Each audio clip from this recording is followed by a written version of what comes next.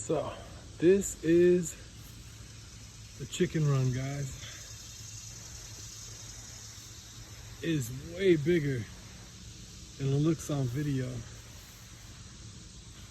So I got pine shavings in there just so they could smell and feel what they've been since little chicks. Now I got a lot of water. Water there, water there.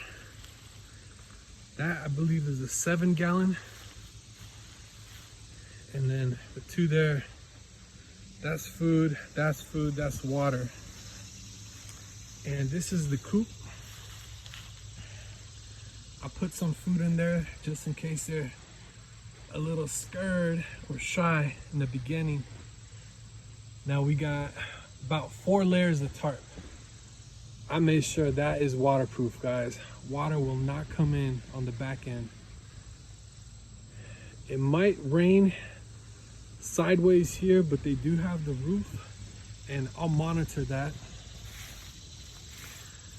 Now the little nesting boxes, we'll see if that works, or I might switch it up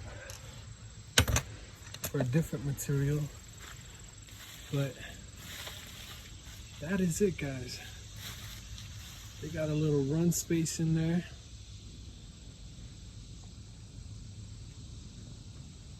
Plenty of room. And I'm gonna start building on the inside here.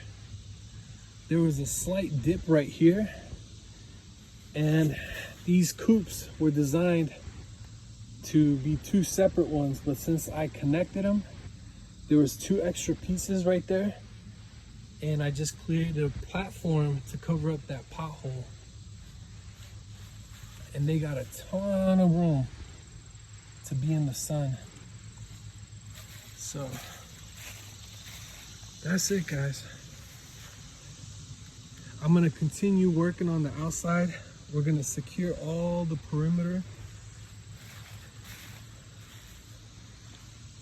Make sure nothing gets in this